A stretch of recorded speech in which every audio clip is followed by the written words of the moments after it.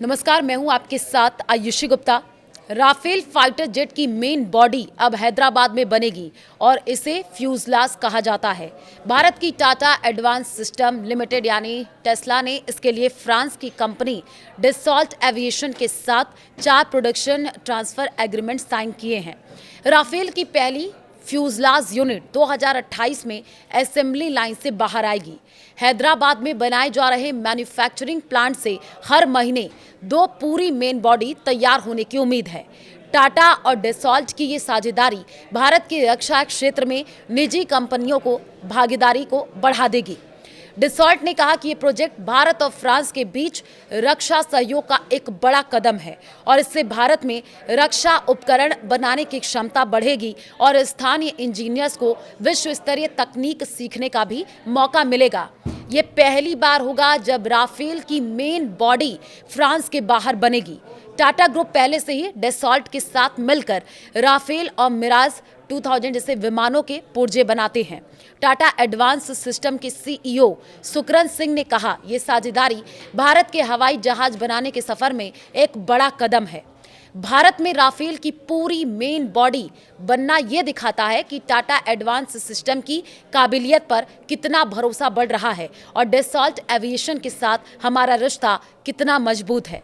इस बात का भी सबूत है भारत ने एक आधुनिक और मजबूत एरोस्पेस मैन्युफैक्चरिंग सिस्टम तैयार करने में जबरदस्त तरक्की की है, जो दुनिया के बड़े प्लेटफॉर्म्स को सपोर्ट कर सकता है।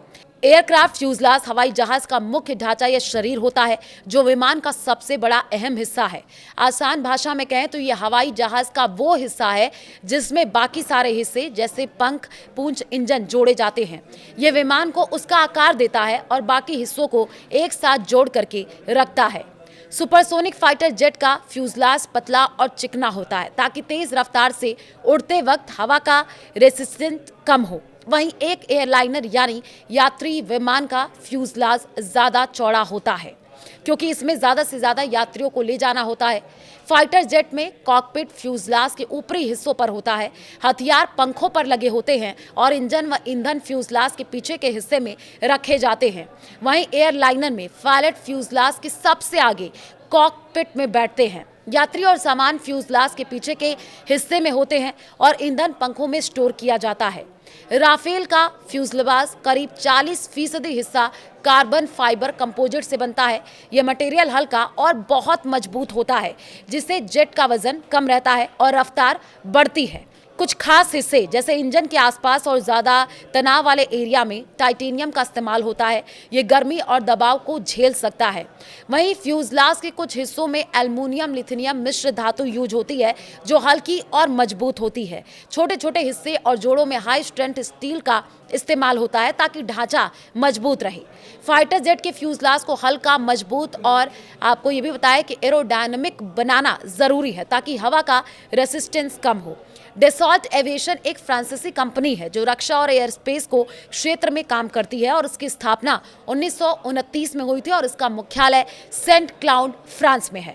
कंपनी राफेल और मिराज 2000 जैसे fighter jets, falcon business jets और ड्रोन बनाती है। डसॉल्ट भारत के साथ 2016 से 36 राफेल जेट्स की डील और 2025 में 26 राफेल मरीन जेट्स की डील के जरिए जुड़ी है।